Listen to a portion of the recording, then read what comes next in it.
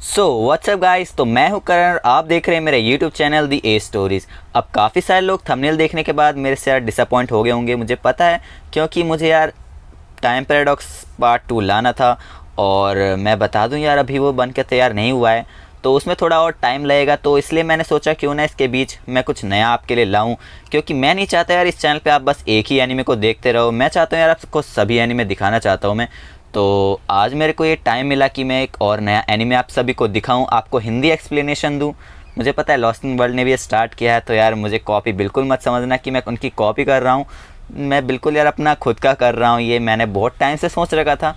और जितना प्यार आप मेरी परमैन वाली वीडियोस पे दिखाते हो, उतना ही प्यार मुझे यार इस वीडियो को भी दिखाना। इस एक्सप्लेनेशन वाली सीरीज़ पर भी मुझे बहुत प्यार चाहिए आप सभी का। और वो प्यार कैसे पता चलेगा कि आप मुझे दिखा रहे हो, वो पता चलेगा मुझे आपके लाइक्स देखकर। तो यार प्लीज़ ज़रूर से लाइक कर देना इस वीडियो को, और कमेंट में मुझे ज़रूर बताना यार कि कैसा एक्सप्लेन किया मैंने, क्या क्या इम्प्रूव कर सकता हूँ। तो यार मैं ज़रूर उसको इम्प्रूव करने की कोशिश करूँगा। तो यार बिना कोई बकवास करे चलो वीडियो को स्टार्ट करते हैं। एक मिनट गाइस, एक ज़रूरी बात तो रहेगी। अगर आप हमारे चैनल पर नए हो तो चैनल को जरूर से सब्सक्राइब कर देना, बेल आइकन को ऑल पे सेट कर देना, ताकि आपको मेरी ऐसी इंटरेस्टिंग स्टोरीज़ मिलती रहे। और यार फ्यूचर में आपको हमारे से जो भी वीडियो हम अपलोड कर रहे हैं वो वीडियो आपको मिस ना हो। तो यार आप ऐसा बिल्कुल नहीं चाहते, मुझे पता है। तो यार अभी जाके सब्सक्राइब और बेल आइकन को ऑल पे सेट करो, उसके बाद आगे वीडियो को देखना स्टार्ट करो। तो यार अब मुझे कुछ नहीं बोलना सच में, चलो वीडियो को स्टार्ट करते हैं। तो करना, परेशान हो गए हम लोग 2.5 साल से। ये भी परेशान हो गए, हम भी परेशान हो गए, करो फिर। स्टोरी की शुरुआत में हम कुछ लोगों को देखते हैं। उनमें से एक आदमी एक टाइम कैप्सूल को खोदकर उसमें से निकले सारे लेटर्स को अपने दोस्तों को बांट रहा होता है। नाहो के लेटर में लिखा होता है 16 साल की नाहो ताकामिया की तरफ से, 26 साल की नाहो ताकामिया के लिए। वहाँ साथ ही में उनकी ग्रुप फ़ोटो भी दिखाई जाती है हमें स्टोरी में। स्टोरी नरेट करते हुए नाहो कहती है 10 साल बहुत लंबा समय होता है, और अब जब मैं 26 साल की हो चुकी हूँ मुझे बहुत पछतावे हैं। अब हमें वापस से प्रेजेंट का सीन दिखाया जाता है। नाव स्कूल के लिए लेट हो रही होती है। जब वो अपने घर से निकल ही रही होती है तो उसे एक लेटर दिखाई देता है जिसमें उसी का नाम लिखा होता है। तभी उसकी मम्मी वहाँ आ जाती हैं और उससे बोलती है, ना हो क्या तुम स्कूल टाइम पर पहुँच जाओगी। ये सुनकर वो स्कूल के लिए जल्दी से वहाँ से निकल लेती है। रास्ते में वो अपने आप से कह रही होती है, आज 6 अप्रैल है और आज मेरी ज़िंदगी में पहली बार ऐसा हुआ कि मैं ज़्यादा सो गई।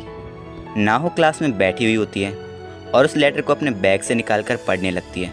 उसमें लिखा होता है, नाहो ये लेटर मैं तुम्हें तुम्हारे 10 साल बाद के फ्यूचर से लिख रही हूँ। अब जिनको भी समझ नहीं आई ये लाइन, मैं उनको बता दूँ, यहाँ एक लड़की है जिसका नाम है नाहो।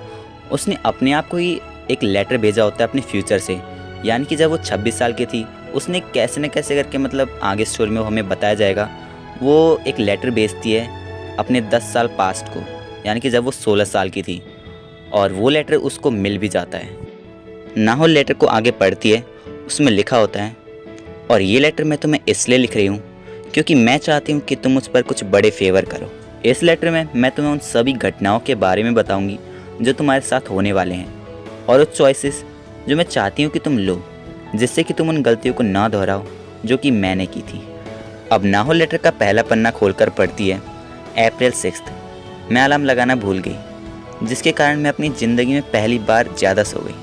और यही सेम इंसिडेंट आज नाहो के साथ भी हुआ था। तभी टीचर क्लास में एक नए बच्चे को इंट्रोड्यूस करते हैं जिसका नाम ककेरू नरूसे होता है। नाहो वापस से लेटर में देखती है, उसमें भी सेम यही लिखा होता है कि आज एक नया स्टूडेंट क्लास में आएगा और वो तुम्हारे बगल वाले बेंच पर बैठेगा। तभी टीचर ककेरू से बोलते हैं, तुम नाहो के पास वाले बेंच पर जाकर बैठ जाओ। और ये सुनकर नाहो एकदम शॉक्ड हो जाती है कि जो उस लेटर में लिखा है वो सब सच हो रहा है। सारे बच्चे अभी हॉल में बैठे होते हैं और प्रिंसिपल का भाषण सुन रहे होते हैं।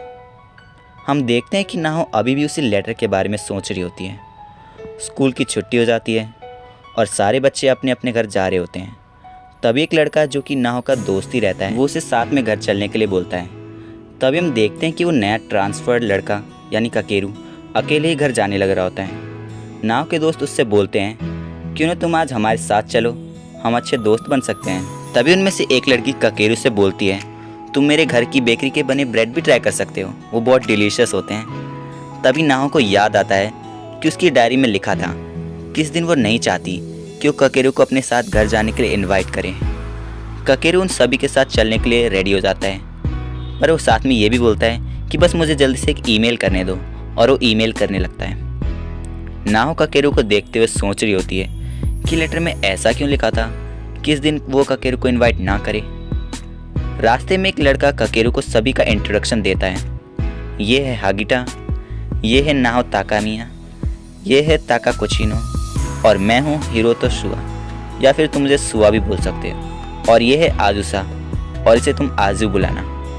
रास्ते में वो सभी काफ़ी हंसी मजाक करते हैं, और नाहो भी यही सोच रही होती है कि हमने काकेरू को अपने साथ बुलाकर अच्छा ही किया। आजुसा अपने घर के बेकरी में बने ब्रेड को लेकर आती है, और सभी अपनी फेवरेट बन भी ले लेते हैं। नाहो मनी में अपनी फेवरेट करी बन के बारे में सोच रही होती है, जो कि काकेरू के पास होता है, और नाहो के पास मेलन ब्रेड होता है। तभी काकेरू नाहो के पास आकर उससे बोलता है, तुम मेलन बन के बदले करी बन ले सकती हो। नाहो मनी में सोचने लगती है कि इसे कैसे पता चला कि मुझे करी बन पसंद है। घर पहुंचकर नाहो पूरे दिन हुए सारे इंसिडेंट को अपनी डायरी में लिख रही होती है, जिससे कि हमें पता चलता है कि नाहो को डायरी लिखने का शौक था। तभी उसे उस फ्यूचर लेटर का ख्याल आता है। वो उस लेटर को अपनी डायरी से मैच करने लगती है। नाहो पाती है कि उस लेटर में लिखी गई हर एक चीज़ आज उसके साथ हुई थी, यहाँ तक कि उन दोनों की राइटिंग भी मैच हो रही थी। उस दिन के बाद काकेरू काफ़ी टाइम के लिए स्कूल से एब्सेंट रहता है। नाहो को उस दिन का ख्याल आता है जब उसने पहली बार वो चीज़ नहीं की थी, जैसे कि लेटर में लिखा हुआ था कि काकेरू को घर आने के लिए उस दिन इनवाइट मत करना, पर उस दिन वो इनवाइट करते हैं काकेरू को अपने साथ आने के लिए।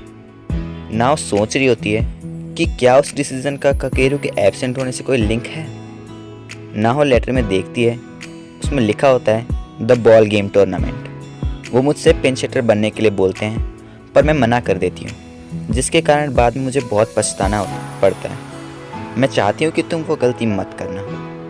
स्कूल का सीन दिखाया जाता है हमें बहुत सारे स्पोर्ट्स भी दिखाए जाते हैं इसके साथ। शायद वो कोई स्पोर्ट्स फेस्टिवल था।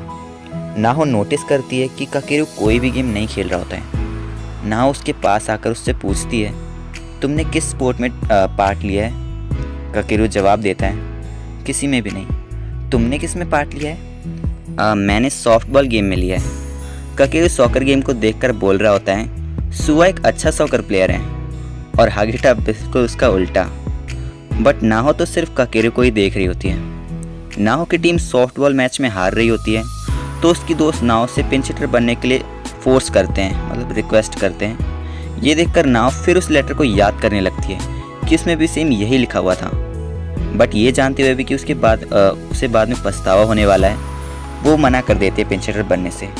पर उसके दोस्त बार बार उससे पिंच हिटर बनने के लिए फोर्स करने लगते हैं। बट तभी वहाँ पे काकेरू आ जाता है और उनसे बोलता है, तुम नाहो को ज़्यादा फोर्स मत करो, उसके पैर में दर्द हो रहा है। दरअसल काकेरू जब नाहो से बात कर रहा था उसके कोई भी गेम ना ज्वाइन करने को लेकर, तब वो नोटिस कर लेता है कि नाहो के शूज़ का साइज़ छोटा होने के कारण उसे दर्द हो रहा है। अब यहाँ पर नाहो बोलती है, अगर तुम सब यही चाहते हो कि मैं पिंच हिटर बनूं तो मैं बनूंगी।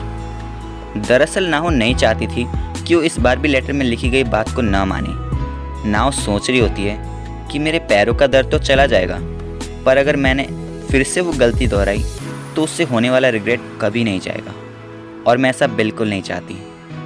पहली बॉल नाहो मिस कर देती है, पर दूसरी बॉल पे वो जोर का एक होम रन मारती है, जिसके बाद उनकी टीम भी जीत जाती है। अभी जब सारे स्पोर्ट्स खत्म हो जाते हैं, नाहो लड़खड़ाते हुए अपनी क्लास में जा रही होती है। तभी काकेरू वहाँ पे फर्स्ट एड बॉक्स लेकर आ जाता है और उससे बोलता है, दिखाओ मैं तुम्हारी हेल्प कर देता हूँ। नहीं, इसकी कोई ज़रूरत नहीं है, तुम वहाँ बैठ जाओ। काकेरू नाहो का फर्स्ट एड करने के बाद वहाँ से जाने लग ही रहा होता है, तभी नाहो पीछे से चिल्लाकर बोलती है, मैं भी तुम्हें देख रही थी, अगर तुम्हें सॉकर इतना अच्छा लगता है तो तुम खेलते क्यों नहीं? इस पर काकेरू रिप्लाई देते हुए बोलता है, तुमने आज जो होम रन मारा ना वो बहुत लाजवाब था, और अगले साल मैं सॉकर ज़रूर खेलूँगा, और मैं कह दूँ मैं सुआ से बेटर प्लेयर हूँ तो तुम मुझे देखना ज़रूर। मैं ज़रूर देखूँगी, आई प्रॉमिस। नाहो मनी में सोच रही होती है कि जो भी आज लेटर में लिखा था वो सब सच हुआ, और फिर हमें ये सीन दिखाया जाता है जिसमें लिखा है कि मुझे उस दिन काकेरू से प्यार हो जाता है। फिर हमें शो में वापस से फ्यूचर का सीन दिखाया जाता है, जहां हम नाहो और सुआ को साथ में देख सकते हैं, और सुआ के हाथ में एक बच्चा भी होता है, शायद वो उन दोनों का होता है। हम वापस से प्रेजेंट में आते हैं। नाव फ्यूचर लेटर को पढ़ रही होती है जिसमें लिखा होता है कि आज से 10 साल बाद ककेरू हमारे बीच नहीं होगा। जो चीज़ तुम्हारे लिए बहुत इम्पोर्टेंट है उसे मत खो। प्लीज़ ककेरू पर नज़र बनाए रखना।